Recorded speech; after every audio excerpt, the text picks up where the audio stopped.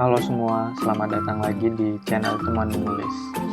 Baik, pada video kali ini, seperti yang teman-teman lihat di layar, kita akan bahas tips tembus media online dan cetak. Jadi, ini sesuai dengan permintaan polling di Instagram Menulis Gratis. Jadi, kemarin sudah sebar polling dan 47% request materi ini. Jadi, pada kesempatan kali ini saya akan coba bahas 3 tips yang mungkin teman-teman bisa gunakan dan mungkin bisa membantu teman-teman pada saat mengirim.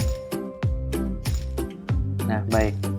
Cuma saya mungkin pertama menjelaskan dulu kalau mengirim ke media itu gratis. Cuma memang teman-teman harus paham bahwa kalaupun teman-teman mengirim itu tidak ada jaminan bahwa tulisannya akan dimuat. Nah, ini mungkin yang paling sering ditanyakan, misalkan ketika teman-teman lihat informasi di Instagram Menulis Gratis, misalkan kirim karya ke Baca Petra, kirim karya ke Basa Basi, atau kirim karya ke Surat Kabar, itu biasanya ada yang bertanya, ini deadline-nya kapan? Nah, itu teman-teman juga harus paham bahwa ini bukan lomba, jadi tidak ada deadline, tapi selama media ini ada dan ada informasi penerimaan karya, artinya teman-teman tetap bisa kirim dan terbuka kapanpun selama media itu memang masih menerima. Jadi kita tidak punya deadline untuk mengirim, tapi kalau teman-teman punya target sendiri, teman-teman bisa membuat deadline-nya sendiri. Jadi misal teman-teman mau target terbit di media A, media B, nah teman-teman bisa buat list, misalkan saya paling lambat kirim tanggal sekian, saya paling cepat harus mengedit karya saya tanggal sekian. Jadi itu mungkin yang teman-teman pahami dulu. Jadi mengirim ke media itu gratis, dan yang kedua itu belum tentu dimuat, dan deadline-nya itu tidak ada selama media itu memang masih terbuka, artinya kesempatan teman-teman juga untuk mengirim tentu saja terbuka lebar. Nah, jadi itu ya, jadi semoga kalau misalkan lihat informasi pengumuman media terima tulisan, semoga pertanyaan kapan deadline itu bisa terjawab dan bisa membantu teman-teman untuk mengerti lebih dekat lagi. Nah, ini saya bagi tips pertama. Yang pertama itu adalah teman-teman harus melakukan riset awal.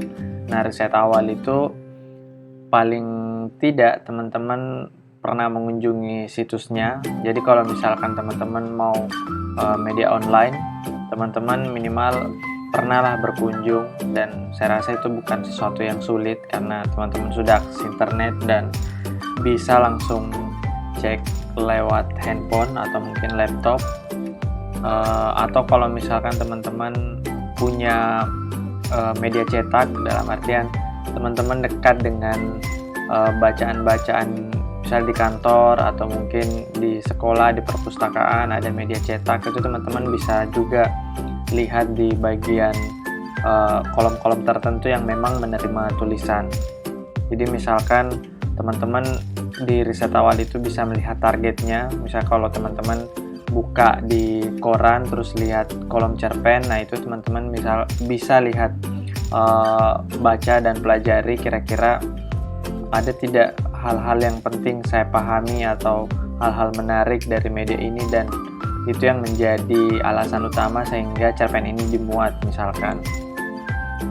Nah, tapi itu mungkin teman-teman harus banyak riset juga, karena terkadang kita tidak sekadar datang di satu media terus patok bahwa ini yang akan saya coba, karena ada banyak sekali media baik cetak maupun online. Jadi teman-teman sebenarnya bisa melihat-lihat juga mana yang kira-kira cocok dengan teman-teman, dan kalau teman-teman sudah punya karya, mungkin teman-teman bisa lebih selektif lagi karena bisa melihat ini, misalkan saya sudah punya cerpen, saya mungkin tidak akan kirim di media yang tidak menerima cerpen misalkan. Jadi saya akan cari media-media yang memang menerima cerpen, dicetak dan online. Nah, karena dengan melihat hal-hal tersebut, teman-teman bisa lebih mudah melihat sasaran atau target yang akan dikirimkan. Nah, setelah teman-teman misalkan menentukan target dan menentukan tulisannya akan dikirim ke media apa, teman-teman juga bisa mulai melakukan list, semacam mencatat hal-hal yang penting untuk diperhatikan. Jadi setiap media itu pada dasarnya punya karakter atau punya ciri khas masing-masing.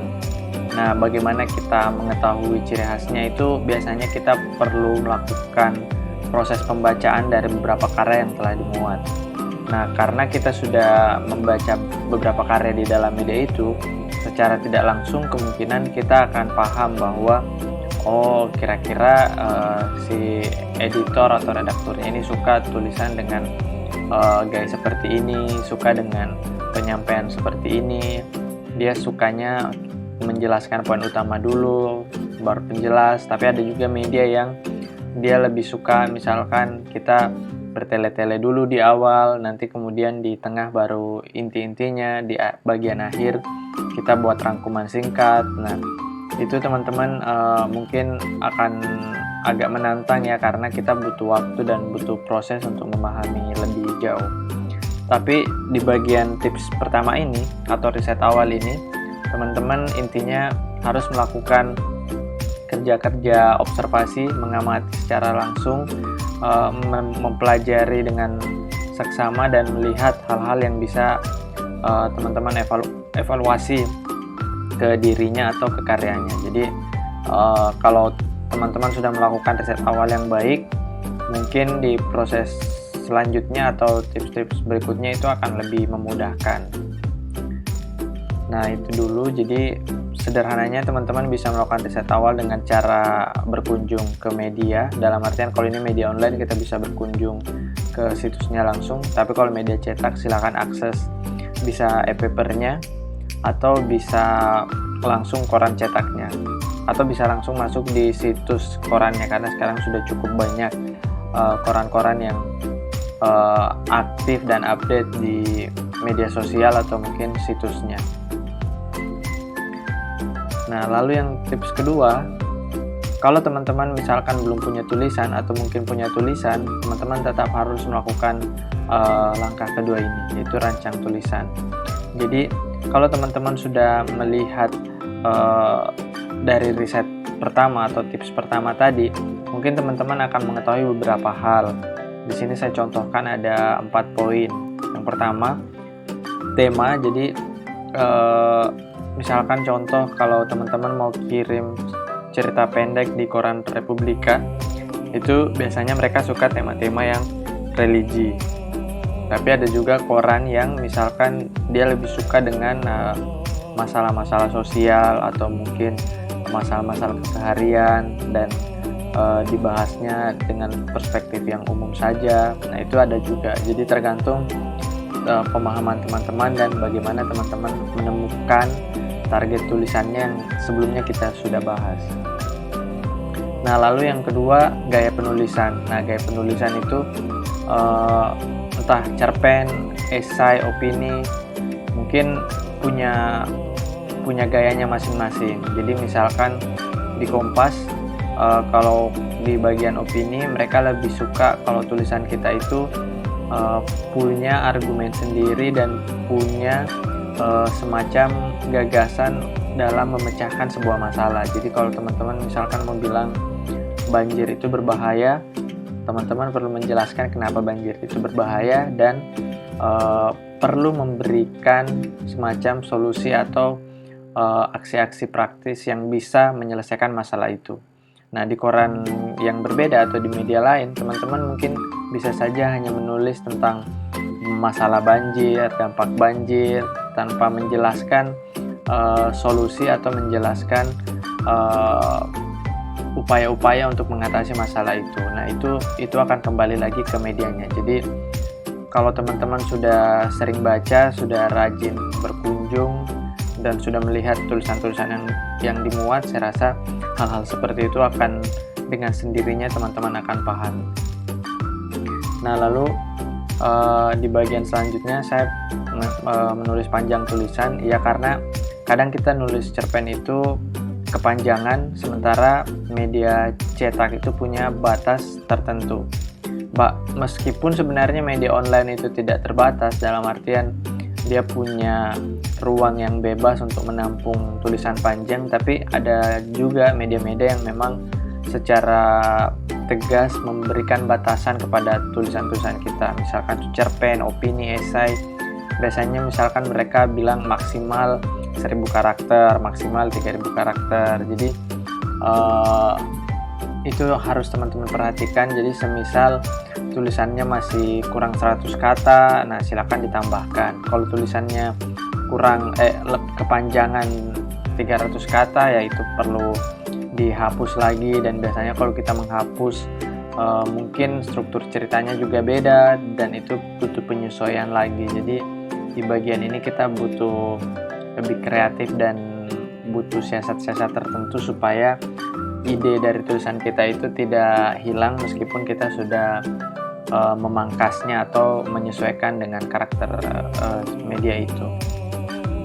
Nah, lalu yang terakhir ini adalah ketentuan lain. Ketentuan lain itu biasanya setiap media itu minta, misalkan kita ada biodata disertakan secara terpisah, ada yang suka biodatanya itu disertakan dengan karya, ada juga media yang meminta foto, ada juga yang tidak, alamat Instagram atau mungkin alamat Twitter.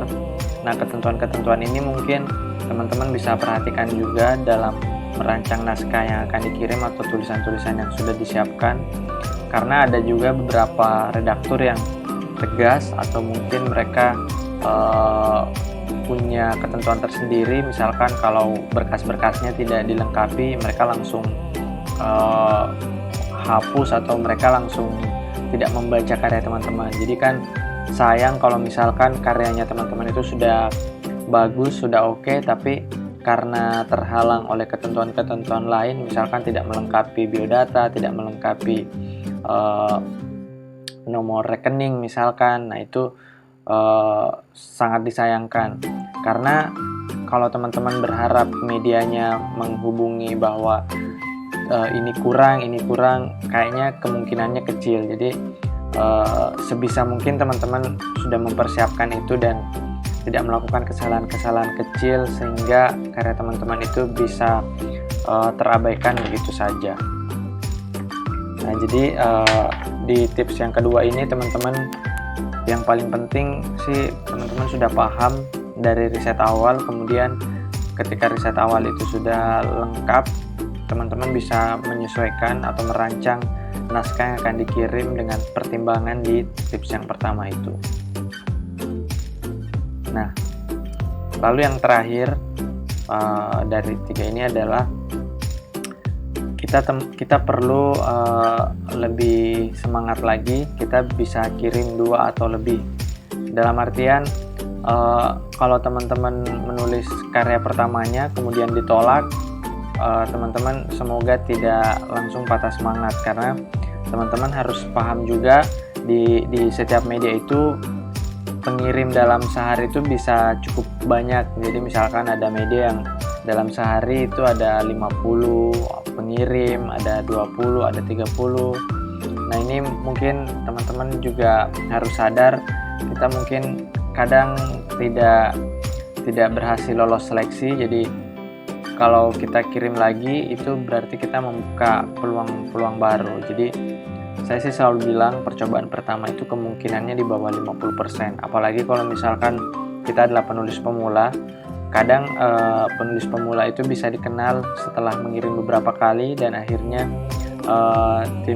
tim redaktur atau editornya lihat, wah kayaknya ini rajin nulis, dan akhirnya dia punya pertimbangan-pertimbangan sendiri dan dia mulai melirik tulisan kita. Jadi kadang ada kondisi-kondisi seperti itu yang kadang dihiraukan oleh beberapa penulis pemula dan akhirnya mereka memutuskan untuk tidak mengirim atau menulis lagi. Padahal sebagus-bagusnya tulisan teman-teman mungkin butuh beberapa percobaan supaya bisa dibaca atau mungkin dimuat. Jadi saran saya sih teman-teman harus coba beberapa kali. Kalau misalkan tidak dimuat di media ini, teman-teman bisa berpikir lagi, refleksi lagi kira-kira apa yang kurang, apakah memang tulisan saya jelek atau tulisan saya belum sesuai dengan medianya. Kalau misalkan teman-teman merasa tulisan teman-teman sudah oke dan tidak sesuai dengan media ini, teman-teman bisa coba lagi di media lain. Tapi perlu diingat itu jangan mengirim karya ke banyak media dalam waktu yang bersamaan. Saya mungkin bisa berikan contoh di link deskripsi.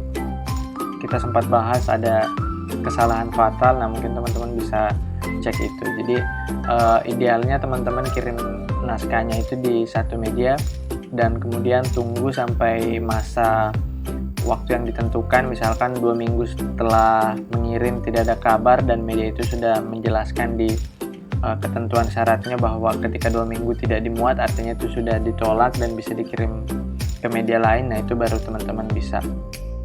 Tapi kalau misalkan baru 2 hari terus teman-teman tidak dimuat dan memutuskan untuk kirim ke media lain, nah itu bahaya dan bisa juga memberikan kemungkinan teman-teman akan di blacklist. Jadi kalau misalkan kirim lagi dan teman-teman sudah sering ketahuan mengirim banyak karya ke media-media lain, nah itu bisa bahaya. Jadi teman-teman bisa, untuk lebih jelasnya bisa lihat video di link deskripsi tentang kesalahan fatal itu. Nah baik, mungkin itu saja dulu 3 tips dari teman menulis kali ini. Teman-teman bisa lihat di link deskripsi, di beberapa link di kolom deskripsi, ada beberapa media yang teman-teman mungkin bisa coba dan bisa pelajari lebih dalam lagi. Jadi kami berharap di video-video pengantar itu teman-teman akan terbantu di bagian risetnya. Jadi kalau teman-teman sudah nonton video yang sudah dibuat, itu mungkin setidaknya bisa memberikan gambaran awal dan sisa teman-teman melihat secara personal dan mendeteksi apa-apa yang teman-teman perlu perbaiki dan apa yang perlu dikirimkan. Baik, terima kasih yang sudah menonton, terima kasih yang sudah bertahan sampai akhir. Semoga teman-teman tetap semangat dan tetap terus mencoba sampai akhirnya itu dimuat. Baik, sampai jumpa di video berikutnya. Terima kasih.